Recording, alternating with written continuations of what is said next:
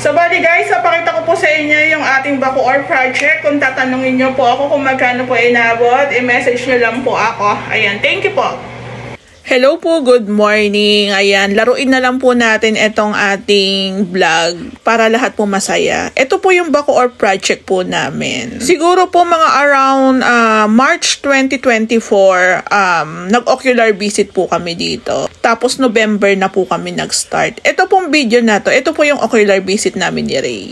So, marami pong nag-i-inquire sa amin. Mahirap pong mag-estimate kung walang picture, walang sukat. Maganda rin po yung ganito na na-ocular visit po namin ni Ray. Para ma-assess po namin yung condition po ng unit o ng bahay kung ano po yung mga dapat gawin. So, una mapapansin nyo, diba, parang may mga sira na, may mga leaks. Pansinin nyo rin po yung pinaka-setup ng bahay. Mababa po yung kisame. Pero mapapansin nyo rin po, naka-tiles na rin po siya. Yung mga block na po yan, mga leaks po yan. Ito po kasing unit nila is maraming leaks. Then sabihin ko rin po sa inyo na itong bahay po nila is mga around 14 years na. So medyo matagal na talaga. And ang sukat po nito is parang nasa 100 plus square meter po. Ito po yung bathroom. Ito po yung ating bathroom. Nandito pa yan sa harapan, ang pinakapinto. Maliit pa lang po siya. Ayan, siguro around mga nasa 1 meter, lagpas lang. Pero okay naman, gano'n naman talaga ang mga bathroom, maliit lang. Tapos ito po yung isang room. Ayan po yung itsura, may mga stickers. Stickers po yan. Yung isa nakalock, hindi natin makikita. So ito po yung ating main door. Actually, kaya po naging mahal ang renovation dito. Yung roofing. Yung roof replacement po dito, yung po talaga ang naging magastos. Sa yero pa lang, sa mga bakal pa lang na nilatag, sobrang laki na po talaga ng materyales. Ayan, papansin nyo, malaki pa po yung space sa likod. Sira na rin po yung mga kisame, as well, yung bubong rin po mismo. Pero, ang kagandahan po sa bahay na to, yung pinaka-pader, yung mga wall, matibay. So, ganito po yung itsura sa labas. So, lahat po nung makikita nyo dyan, nakita natin dito, is pinalitan. Ang natira na lang po siguro yung pader at pundasyon. By the way, dun po sa mga gusto magpagawa sa amin, hindi po kami nagsiservice ng may nakatira na. Mahirap po kasing gumawa ng may mga gamit at the same time may nakatira na. After 7 months po, natapos na po namin siya. Kaya iti-turn over na po namin siya sa may-ari. Ito po siya. So, ayun guys, finally tapos na yung ating project dito sa Bacoor. May konti pang mga gamit at mga materyales. Pero, consider na natin yun. Ito na po yung last vlog natin dito. Pakita ko po sa inyo yung before and after. Ayan po. So, before, ang sasakyan ko, Toyota Veloz. Ngayon, Hilux na. Dalawa na. So, ito po yung ating front extension. Nakabit na po yung ating mga ilaw. Ayan po, nalinisan na rin po yung ating plant box dito. So, naretouch na rin, konting punas na lang po sa mga ilaw, pati sa mga WVC. Ayan na yung ating gate. So, pagpasok po dito, ayan na siya, naka-spandrel na. Wala na yung mga halaman doon, yung puno. Then, maayos na yung ating fence. May AC. Yung mga bintana na iba na itsura. Ito, nandito pa rin po yan. So, may mga kalat-kalat pa po kasi naglilinis na lang po kami itong week na to. Ito na po yung dito sa side na to. Kung mapapansin nyo, dahil dalawang nating bintana, okay na. Split type AC. Dati, window type. Tapos, ito po yung ating dirty kitchen. Dati wala po to. Bakante. Ngayon po, dirty kitchen na siya. Ayan no. So, ito yung ating sink, yung ating built-in stove na Technogas Technic po ang brand. Ayan siya, oh. Tapos sa likod, yung back door natin.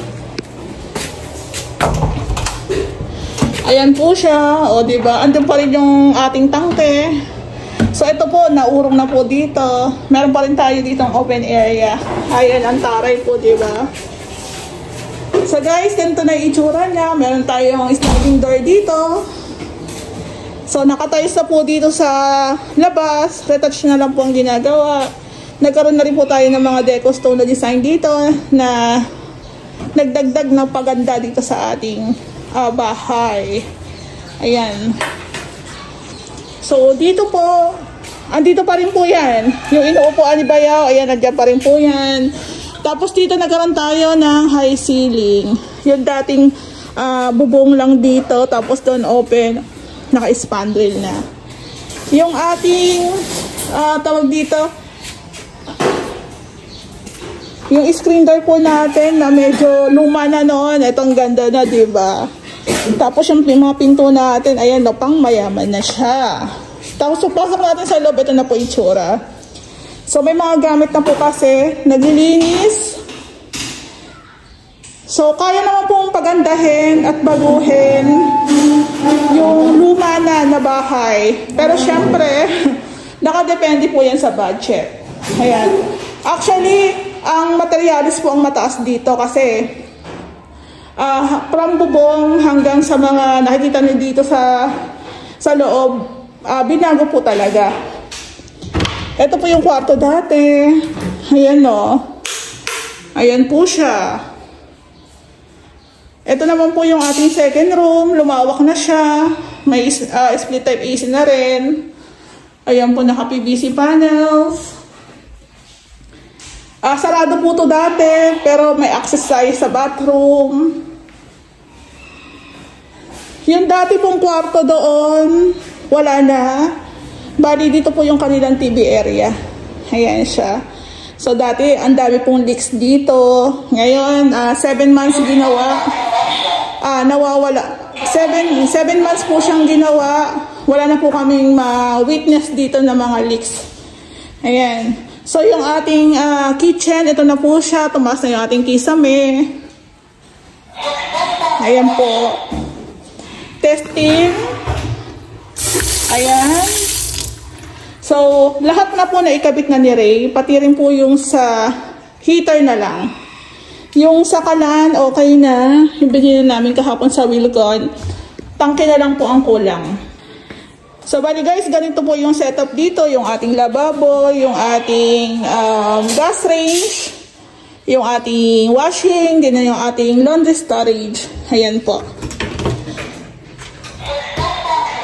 So kung naka-AC po tayo, pwede po natin itong isara. Ayan, para hindi na lumabas yung lamig. Then, kung hindi naman tayo naka-AC, pwede po natin siyang buksan. Then, papasok pa rin po yung hangin kasi naka-screen door tayo. So, 2-in-1 po yan. Ayan po siya. Si tatay po ang gumawa, kaya napakaganda at pulido po ng pagkakagawa. Dito sa likod, meron tayong access. Tagusan po yan. Labas lang tayo. So, paside para kasya. So, meron na tayong pinto, meron pa tayong screen door, meron pa tayong nilagay na grills for safety. Ayan. So, ito po yung na-offer namin. Gawa ng, syempre, alam nyo na, kung magpapagawa ka rin naman, why not lahat na, diba? Ayan po siya. So, yun din po yung kagandahan dito. May access tayo. Pasok po yung hangin. Ayan, sara natin.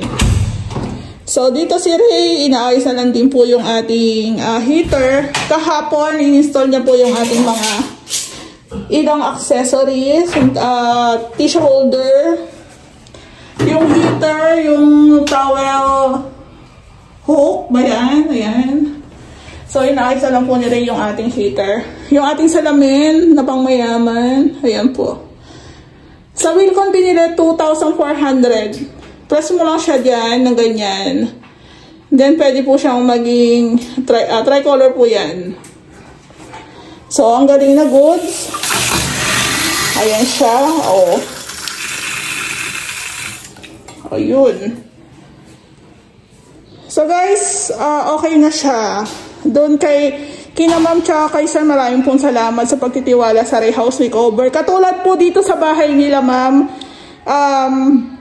sabihin na natin, kailangan po talaga may budget. Lalo na kung repair and renovation, medyo mataas po talaga pagdating sa materials. At the same time, pati rin po sa labor o sa service natin. Hindi ko po pala naisama yung ating island bar. Ayan po.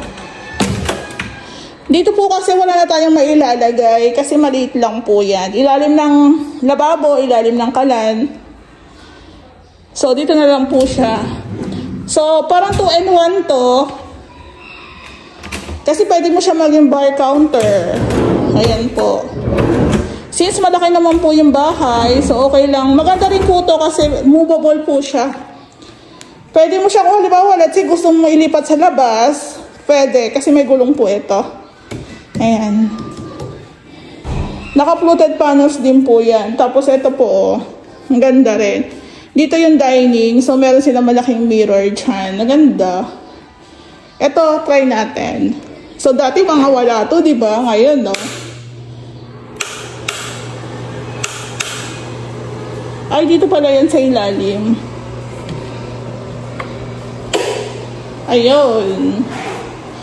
Ayan po siya. Ang ganda na.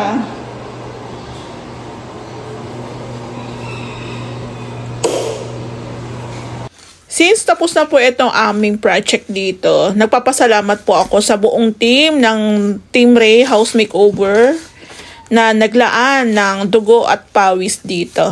Ayan.